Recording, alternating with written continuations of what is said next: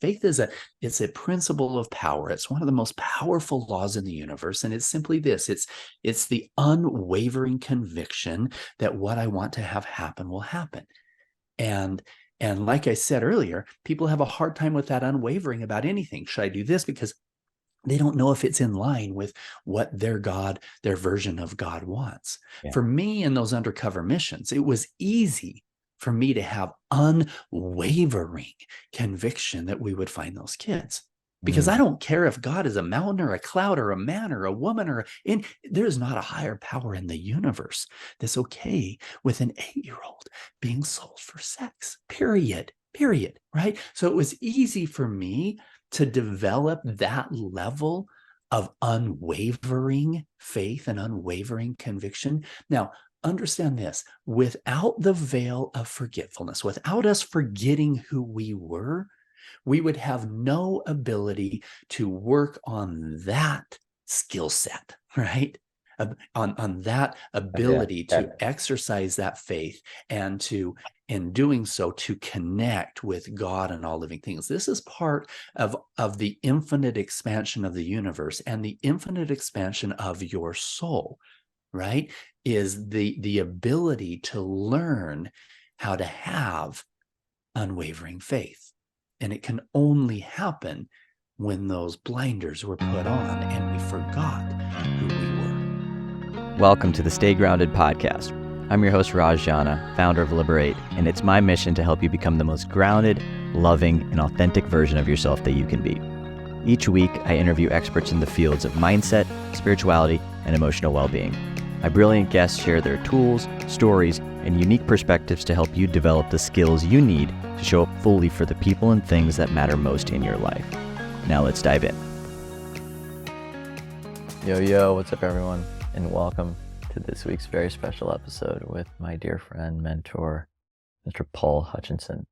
So before I dive into Paul and the impact that this man has made on my life, I just want to speak a little bit about his bio. So Paul is a successful entrepreneur, a humanitarian, and a filmmaker. He co-founded Bridge Investment Group Partners, a public company on the New York Stock Exchange, and produced the film Sound of Freedom, which tells the true story of a child trafficking rescue mission in Colombia that he was a part of. He also founded the Child Liberation Foundation, which has freed over 5,000 children from trafficking in 15 countries. Paul has been honored with many awards, such as the Ellis Island Medal of Honor, the International Medal of Freedom, and the Race Award from Harvard Business School. Man, where do I begin with Paul? Paul is just one of the most inspiring human beings, truly, like who has put his life on the line for protecting children, for standing up for what's right. And truly, just the man is a glowing heart. And, this episode is really special for me because, to be honest, Liberate wouldn't be here without Paul. When Liberate was literally a seed in my heart, he's the one who gave me the courage to follow my heart, follow my vision, and just trust that by going all in on my vision, things were going to work out. And I had no idea how. And I was walking away from a lot of different partnerships and businesses. And to see where Liberate's at today is truly because of Paul's belief. And we talk a lot about that. We talk a lot about the role of belief and vision in creating change in the world and being the light that we want to see, we want to feel in the world. We talk a lot about Paul's personal journey of going from somebody who's living deeply in his mind as this serial entrepreneur into one that is led by spirit and led through the lens of love. We talk so much about the work that he's done, rescuing children, and what he's seen inside of and what, in my eyes, are some of the darkest parts of humanity. Child trafficking, like he actually he speaks to the direct experience of that and finding God even in those experiences. He talks a lot about how small acts of faith builds that muscle of faith over time. And we talk so much about how to actually access unconditional divine love so that we can liberate ourselves from ourselves and step into the light that we are and we have always been. This was one of my favorite conversations with truly somebody that I admire so deeply. And it is just such an honor to have him on the show. I've been wanting to have Paul on the show for a while. We just haven't been able to make the the scheduling work, but the fact that he's here, he's so present, and I'm just so grateful that all of you get to experience Mr. Paul Hutchinson. So enjoy this conversation. If you haven't already, subscribe to the show on iTunes, Spotify, or any of the podcast apps, or watch the show on YouTube. I'm just so grateful that we get to continue sharing these types of messages with you all. So thank you again for giving us your attention, your grace, your presence. And without further ado, here is my dear friend, Mr. Paul Hutchinson. Enjoy. Yo, what's up, everyone? And welcome to this week's very special episode of Stay Grounded with my dear friend, mentor, brother, Paul. Welcome to the show. Thank you, Raj. Honor to be here with you. I mentioned this to you before we started recording, but I've been looking forward to this for so long. I mean, you've been instrumental in my life, in just helping me get on my path, with starting from a little seed to now Liberate being what it is. Like, you truly were the first conversation that gave me the confidence and the encouragement to believe in myself and my vision. And so the fact that I'm so honored to be a part, even a little part, and I'm so proud of you. Super excited to see what you've created. I feel that. And I just, there's so many things that we can speak to on this episode, in this podcast. But one thing I just feel like I want to set the container for is just the concept of forgiveness. And I'd love for you to describe and define, what does it mean to forgive? And what do you think is happening in our bodies when we forgive?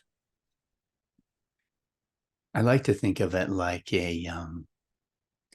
there's this beautiful garden. This garden is joy and peace and love. It's got waterfalls. It's got relationships and hearts full of light. And on the outskirts of this garden is some darkness. And there's people that are stuck in this darkness, and they have a hard time coming into this place of light. And there's these huge, heavy chains that are binding them to the darkness. However, those chains there's no shackles on those chains. There's nothing that's actually physically attaching those chains to their body. It's them holding on to them. They're holding on to judgment and shame and guilt and anger and frustration towards whatever somebody did to them or whatever they did. And the process of simply releasing, just opening your hands and releasing that grip upon those chains, is all that is necessary to be able to walk into that garden of light and peace.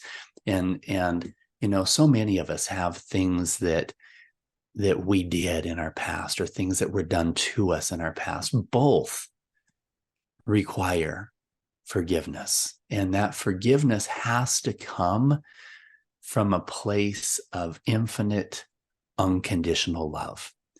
And you can't love another person more than you love yourself. And so you can't forgive another person if you can't forgive yourself. So in identifying the things about yourself that were out of alignment at some point in your life, and realizing that version of you doesn't exist anymore. Literally every single cell in your body has renewed itself over a period of a couple of years. The ones that take the longest are like your bones, and even those over a period of 7 years are all brand new. You've got an entirely new physical body.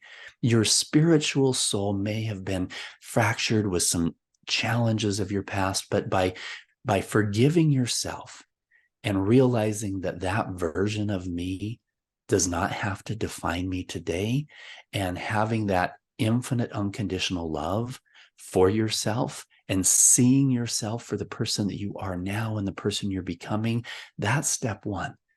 Step two, after you've embraced that level of unconditional love and that forgiveness for yourself, then and only then can you begin to extend that same degree of unconditional, infinite love for those people close to you, those people far away from you, and even for those who have hurt you. Now, this doesn't mean that you have to invite them back into your life if they're still living in a low vibration, if they're still living in a place of transferring their trauma onto other people, and fear and anger, etc. You don't have to bring that in, but you can energetically release it, and you can forgive them. You can ask for forgiveness. Realize this: when you're asking somebody for forgiveness, it's irrelevant whether they choose to forgive you or not. Energetically, you are releasing that previous version of yourself. You're letting go of those chains that are holding you into that place of darkness, allowing you to walk into this beautiful garden of peace, love, and joy. That's what forgiveness, that's what infinite love is all about.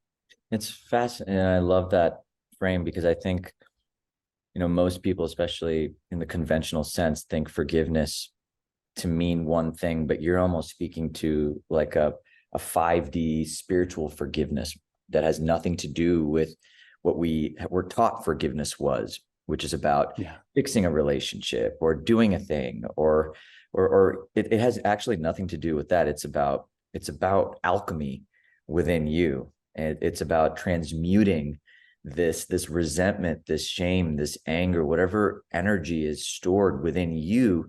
It is a tool and a gift in some ways to yourself, to be able to feel and process and let go.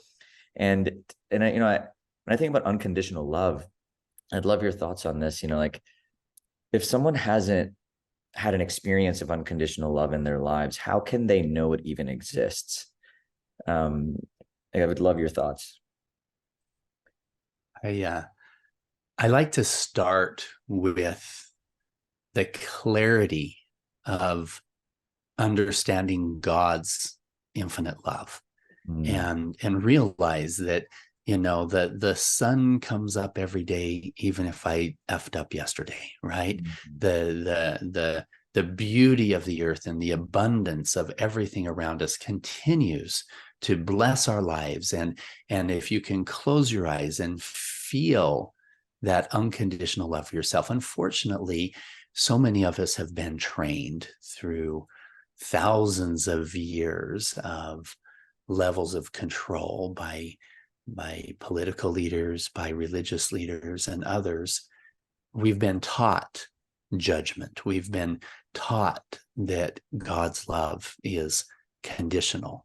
And if God's love is conditional, how could we ever get to a point of unconditional love? It's impossible. And so you need to start with the understanding that God's love is not conditional in any way. It is infinite and has zero. His love, her love is completely not dependent upon anything that you do, that you say, that you are. It is unconditional in every way.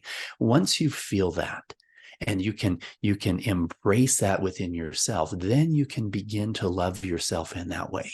And then you can begin to share that with other people. And let me give you some dark examples that I think will help you see the light. I have the movie Sound of Freedom. My character in that movie is Pablo. It's, that was my first undercover rescue mission. That was 10 years ago. Since that time, I have led or played a key part in over 70 undercover rescue missions in 15 countries. I have seen the darkest depravity of human nature. An 8-year-old being sold for sex is something beyond comprehension for most people.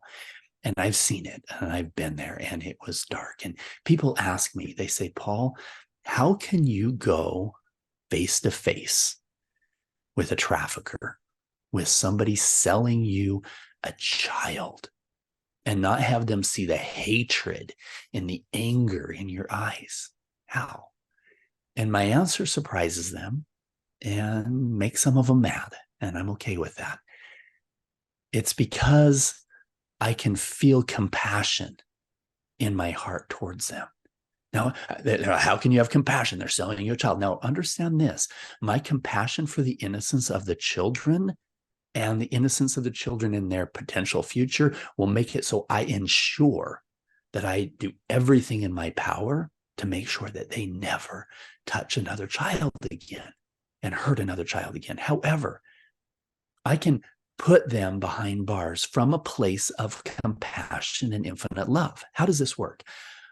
I wish more than anything that I actually had a time machine and I could go back 5 years, 10 years, 15 years, and I could, before they ever pass their trauma on to somebody else, and I could figure out what was going on in their life. Most of them were likely raped themselves when they were children. Most of them. Now, they probably had 1,000 bad things that happened to them, and that still doesn't justify hurting a child. Okay, don't get me wrong with that. It still didn't justify. There was probably 1,000 bad decisions. However, I've come to an understanding that if I'm ever judging another human being, whether that's for cutting me off on the freeway or selling a child, if I'm ever judging them, there is a 100% chance that I don't have enough information to make that judgment. I don't know if the guy cutting me off on the freeway, I don't know if his daughter is in the hospital and she's dying. He might just be an asshole. I don't know. But I can't judge him because I don't know, right? The same thing with the guy selling me a child. I don't know all of the things going on. There's only one person in the universe that knows all the facts, and that isn't me. And so what I can do, though, is I can come from a place of infinite love, and I can say, okay, I wish that I could help them before they ever cross that line. Now that they have, let's make sure that we preserve innocence in every way. Let's put them in a place where they're not going to hurt the children, but help them see that there maybe is some light. Now, we don't have a time machine, but what we do have is hundreds of millions of people who have experienced significant trauma as a child. And statistics say that 1/3 of them, 1/3, will grow up to become contact offenders themselves. Now, God bless the 2/3 that grow up to use that pain to ensure the safety of other children. But can we love them all? Can we even love that 1/3 that potentially would pass it on? Can we love them enough where we can get them the help that they need? If we do that, we will save millions of children, not just 20 at a time going undercover in darkness. There's so much you said in there around, and I want to just touch on two things. One is, there's keeping people accountable to the choices they make and being strongly rooted in that. And then there's the just having and being able to see through the eyes of another, which is ultimately the principle that you're really anchoring in here, which is, can you see through the eyes of another human being and what they went through and what their parents went through and what their grandparents went through, and see the chain of trauma that led to this thing happening today, and have compassion for that, not necessarily a justification for what's happening right now. So they're still accountable for the thing that they did or are doing. And can you expand your capacity to love by seeing through the eyes of their lives? And I think that consciousness that you're operating from, Paul, is what's going to solve the problem. Like, you cannot solve this problem from the same consciousness that creates it. If you take somebody who hurts another person and then hurt them back by putting them in jail and just do that thing, and you just keep doing it, it doesn't actually solve the root cause. It's just continuing to trap and lock away the problem. And this is where I think there's so much healing in every department of life for us, by, like, can we look at the consciousness? Can we look at the problem in front of us, and instead of trying to solve it the way we've always done it, can we look at it through a different lens? And the lens you're looking at this through is love instead of fear. Yeah, absolutely. And it's transformed my own life. Now I had one of my little clips on Instagram that said, if I was in a room with 100 pedophiles and 100 traffickers, and I was given the choice to either have a gun with no retribution for an hour or a microphone, what would you take?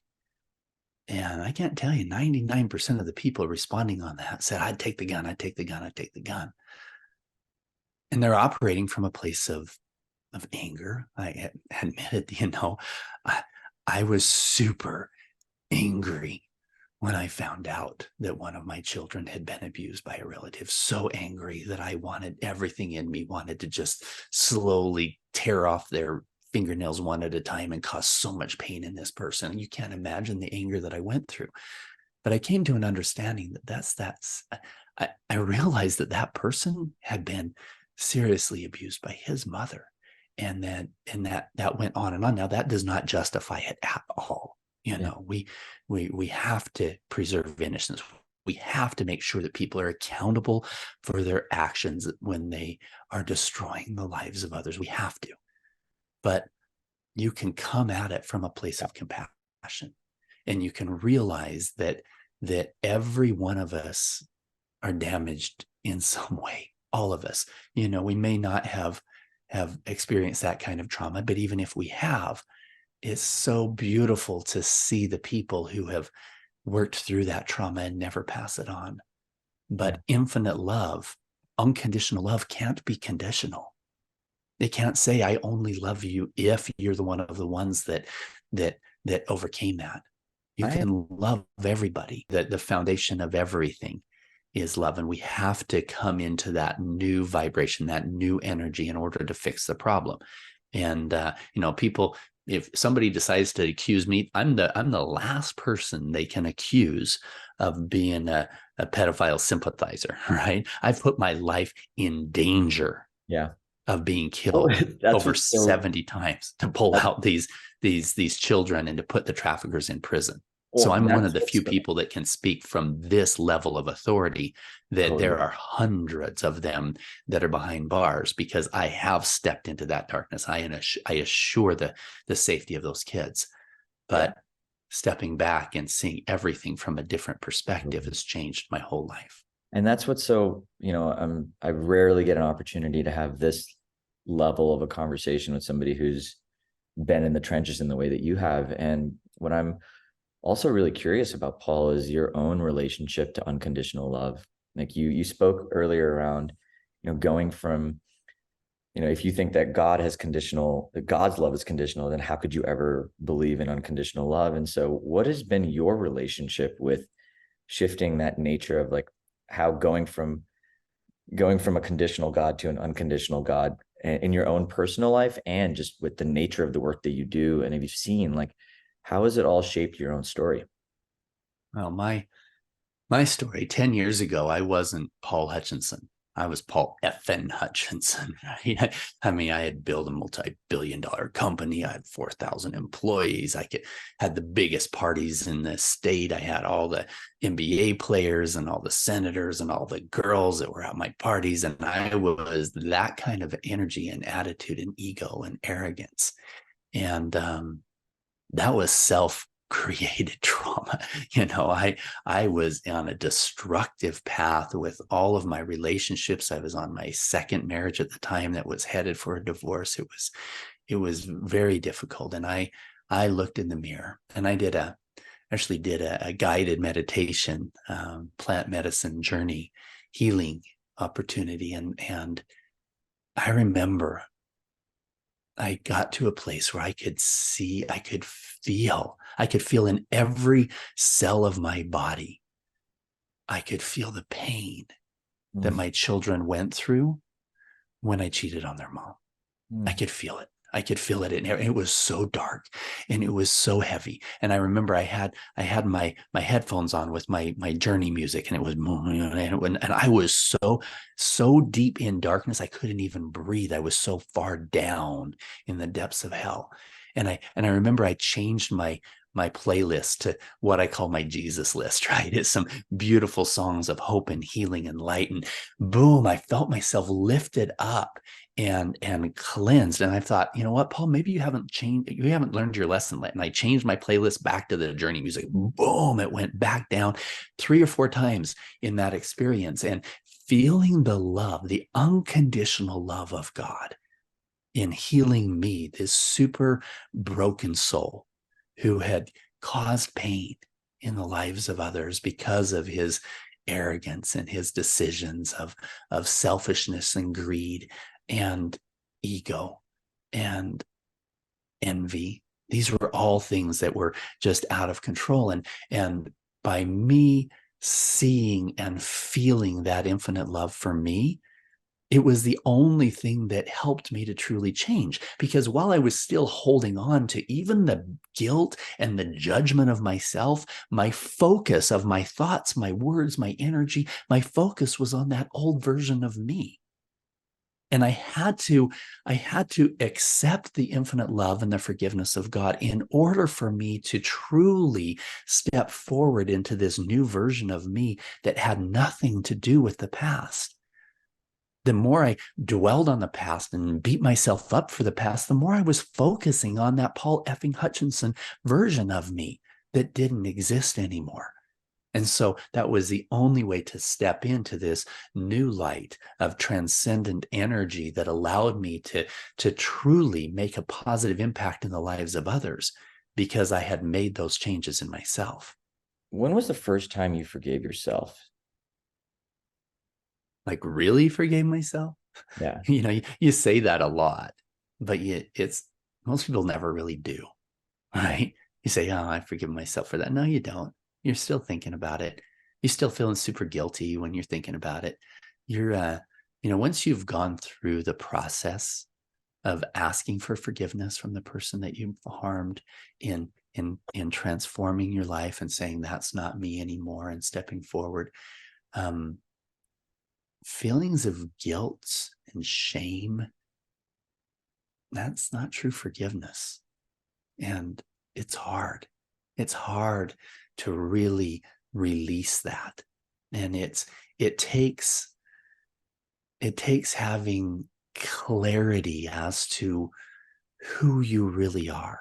I think that that's really the problem with most of us, is that if we knew who we were before this life and our previous lifetimes, etc., we knew who we were, we would know who we are. And once you know who you are, then you will have no fear. You will have clarity as to your mission moving forward, and it will be easy for you to forgive yourself from this, quote, sins of your past, the things that were out of alignment with this new version of you, because you realize you simply forgot who you were. You had this veil of forgetfulness that you didn't understand, this infinite being of light and love and truth and power that you were before you came into this physical body. And when you understand that and you feel it and you truly understand and feel your divine connection with the God and that divinity within yourself, you will let go of all of those things that are out of alignment with that new version of you. Oh, God, I just love that so much. Just the clarity that's found when you actually access the remembrance, right? Like that is like the gift. It's like just such a poignant, like, and I feel like that's the gift that gets to be yours. It's not even something that it's nothing that has to be earned. It's just a remembrance. And I think that, I guess, like, well, I'd love to hear your perspective on why is it so hard to remember? Like, because if it's truly our birthright, if it's true, let's just say we're infinite souls on an endless timeline and we've lived all these countless lives, and this is something that we've been on, we've done this before. Like, why is it so hard to remember? What is this human experience here for? Like, it's almost like, is this human experience truly here to help us remember? Is that what this whole thing is? I'm just curious to hear your thoughts on. Here's the thing. One, the most powerful tool in the universe is infinite love. Unconditional faith comes from that, but and that not unconditional, unwavering. So unwavering faith. So those who are Christian in James chapter 1 says you need to ask in faith, nothing wavering. Now the problem is that it's difficult for people to have unwavering faith about anything. Should I start this new job? Should I marry this woman? Should I go to this new city? It's difficult for them to get to that point. And that level of faith, of belief without seeing it in person is necessary for expansion and creation in all ways. Now, back at the rescue missions, I would, before whenever I had a new team that would come on, my conversation with them would be this, and this has been a number of times. And I said, guys, I said, first things first, I need you to understand that I believe in God.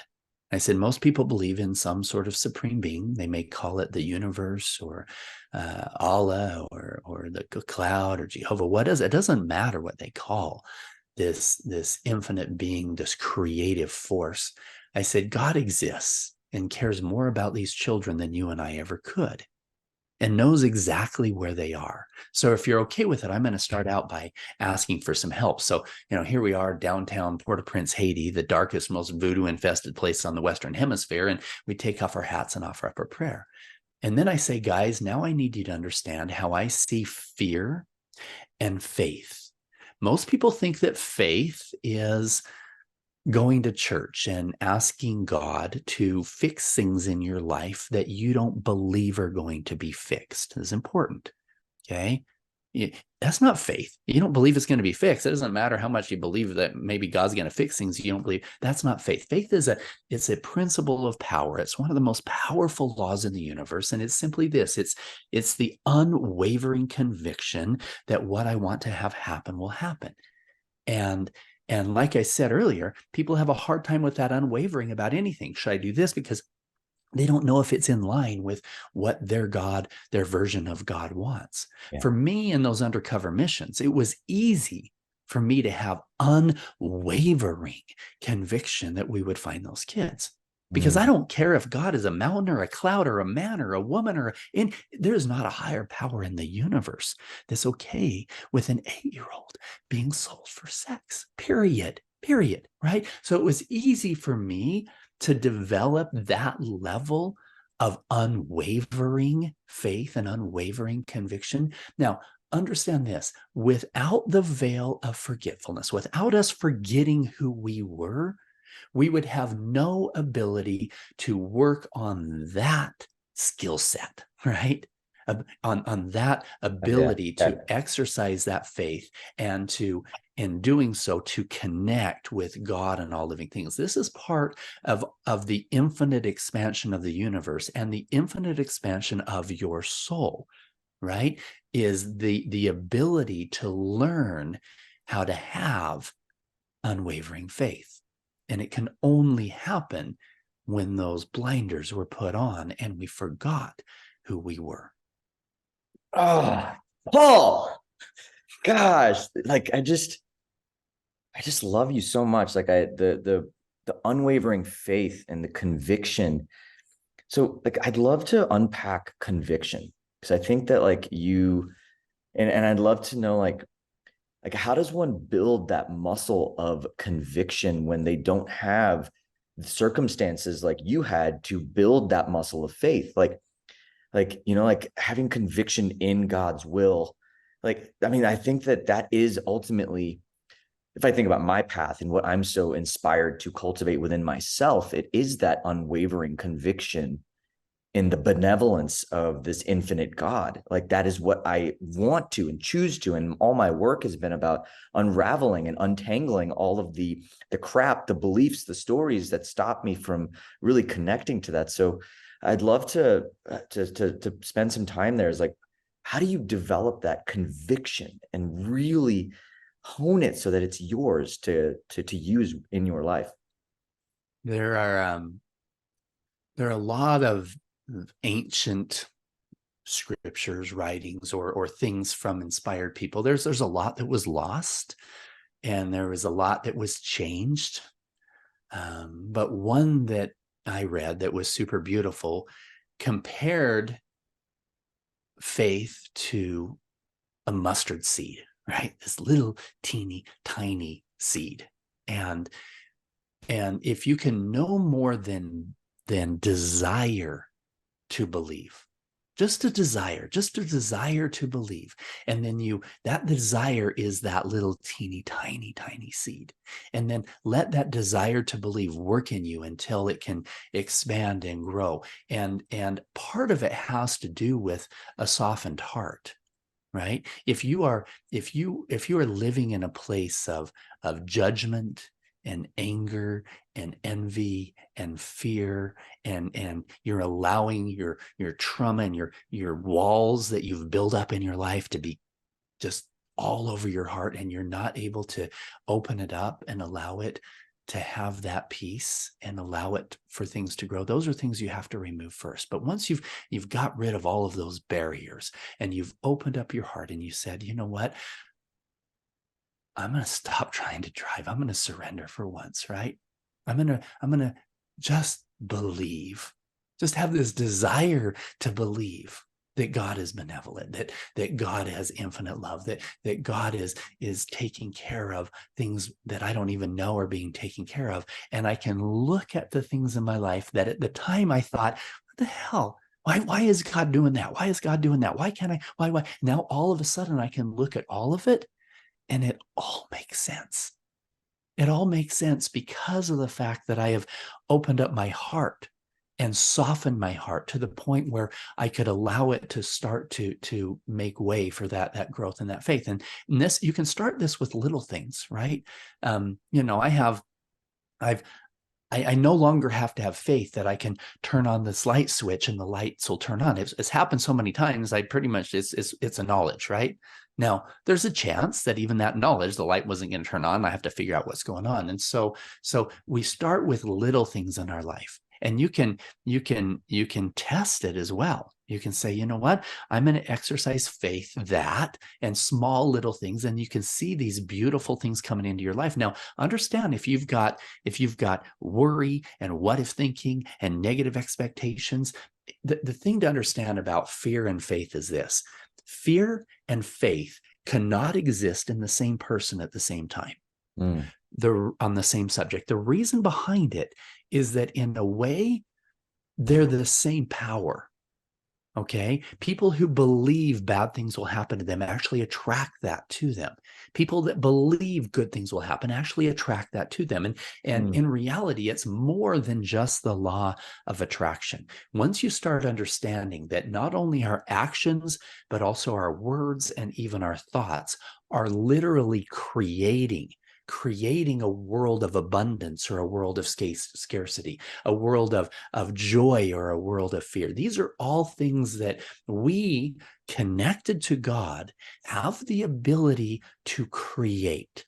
And the way to really understand how all of this works is if you realize that even the energy within the atoms, right? Like this phone, it seems like it's super hard, right? This is a hard case, It's not. If you shrunk yourself down, understand that it's all energy. And when you realize there's actually intelligence within all things and in all of that energy, you go to the size of a molecule, and you're inside this molecule. The atoms aren't like right here. You literally have an atom miles that way, and an atom miles that way, and an atom miles that way, that are all held together with this energy, right? And then you go way smaller into that size of that atom. The majority of that is energy as well. And this energy is intelligent energy in all things. And the most powerful of all of that energy is the human mind and its connection with God. So your ability to literally control the things in your universe using the power of your activated words, the power of your activated thoughts, the power, all of those things literally create in your life, and start exercising those things in little ways, and you'll be amazed at how many it can grow and grow into a lot bigger things. I started with little things like, okay, I'm going to imagine that parking space right in front of the store, that one that's super easy to get to, I'm going to imagine that one's open. and I'm going to feel it. I'm going to believe it. I'm going to trust it 100%. And I can't tell you how many, almost every single time, unless I've got some doubt in there, I'll pull in and somebody will be pulling out of that space right there in the front. It's little stupid stuff, right? You're thinking, why does the universe care about parking places? No, you're creating it, right? By expanding your mind and your heart and that faith in those little things so that it can count in the bigger things as well. Well, and it's so much more fun to look at life through that lens. Like I look at like even the frequency of fun, right? Like frequency of fun is like one of the highest frequencies on the planet. Like when you feel like you're having fun and you're playing, like it's like there's just a natural vibrancy and an attraction and a magnetism to that frequency. And so when I think about it, it's like, yeah, like even the parking lot example, like why not? Why not? And I think building that muscle and just practicing it is such a healthy way to create a whole new paradigm. I mean, you only need one miracle to show you and prove to you that miracles are possible. You don't need more than that. And so like, it's like when we can actually, and that's the biggest gift, I feel like, when we can practice trying to pray for miracles or call in miracles or create miracles or whatever word we want to use, and we actually cultivate that, and then one happens. Oh my God, life is just so different. It's like, it's the biggest gift we can give ourselves. And I really feel that. And that's why I so appreciate you, because like even the way that I mean, this is what you inspired in me, to be completely honest with you, Paul. Like I still remember the first conversation we had. I was walking away from businesses that are so out of alignment, and I was so afraid to believe in a vision that I didn't even know how it was going to happen. And I still remember being so afraid. And then you were like, just believe. Just believe. That's it. Just believe. And it was so empowering to just allow myself to say, okay, you know what? I don't know where the hell this is going. I don't know where the hell it's going to end up, but I can practice believing, and I can practice being in conviction of something in my heart. And that's it. And that's all it took.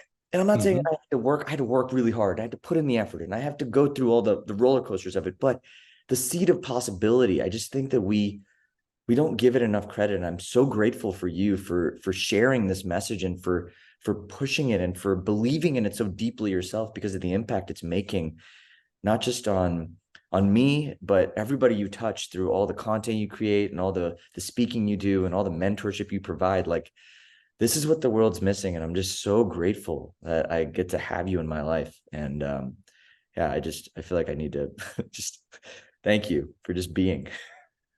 Thank you. Like, super excited to be here and share with your audience in every way. It's just really special. Paul, so I'd love to spend some time really talking about, if anybody wanted to reach out, learn more about what you're doing in the world, how you're creating, what's present, and all of the offerings that you may have, like, how do they do that? And is there anything that you feel really called to just share Absolutely. Well, I first of all, I would be honored if anybody listening had connections with large influencers who are like you, who are leading from the heart, who are working on this spiritual expansion. I've been on a whole bunch of podcasts, and half of them are, I don't know why I got on a bunch, but they're all these political, talking heads and whatnot, some pretty big names talking about the movie and all this other stuff. That's the wrong energy. This is the podcast that I want. This is the conversations that I want. This is what's going to transform the world right here. So anybody that has those, please reach out to me. The best thing to do is if somebody can reach out to Raj, if you have any of those connections at all, that would be just wonderful. Or you can contact me directly. You can go to paulhutchinsonofficial.com. It's not a lot there. In fact, skip that. If you want to go there, that's great. But liberating-humanity is the place that you can get lots of information, a lot of beautiful tools that you can use to help transform your life. That's absolutely the best place to go. Or you can go help with the Child Liberation Foundation by going to liberate-children. Actually, Liberate Children, no dash in that one, liberatechildren.org. Thank you again for just being who you are and doing the work. Like, I think that's what I'm so grateful and proud to truly like have you in my life, because like I didn't know who Paul effing Hutchinson was, but I'm sure as hell grateful that Paul Hutchinson today exists in the way that you do, and for all the work that you're doing in the world. And it's been beautiful to have you here. I have one last question for you. By the way, guys, anybody who's trying to frantically write down these links, we'll have them available in the show notes. I have one last question for you. In the midst of everything you've been through, everywhere you've been and everywhere you're going, how do you stay grounded? And more importantly, what is one thing you do every single day to just become more grounded in life? I have to make sure that I maintain a relationship with my Creator. You can call it prayer, you can call it meditation, however you choose to do it. Take some time to breathe deeply, to connect with the energy of the world around, and to get into a place of deep prayer and meditation and peace. And I think you'll find clarity like you've never found before. This is what I do every day. This morning, I had a beautiful meditation where I was able to connect with my higher self and with my Creator and learn some beautiful truths as to what I needed to do moving forward in my life as well. So simple. It's it's interesting. I've been, season 1 of Stay Grounded was around staying grounded. And when I'd ask people about how do you stay grounded, it was always the tips and the tricks and the tools and the breath works and the meditations and the things. But the most common theme I've noticed around becoming grounded has been prayer. Yeah. Like it's actually really beautiful for me to really feel that and witness that. And Paul, thank you again for being here. Everybody, that's a wrap for this week's episode of Stay Grounded. I'm your host, Raj, and this is your new friend, Paul. And from us, stay grounded. We'll chat soon. Thank you. Thanks for tuning into this week's episode of Stay Grounded. No matter where you're from or what you're going through, I hope it helps you remember just how incredible you are and have always been. If you're on a path of emotional healing or self-discovery and would like to learn how Liberate can support your journey, head to www.rajana.com/liberate, that is LIBER8, to learn more about our current group programs and one-on-one offerings. I love you guys, and I'll see you next week.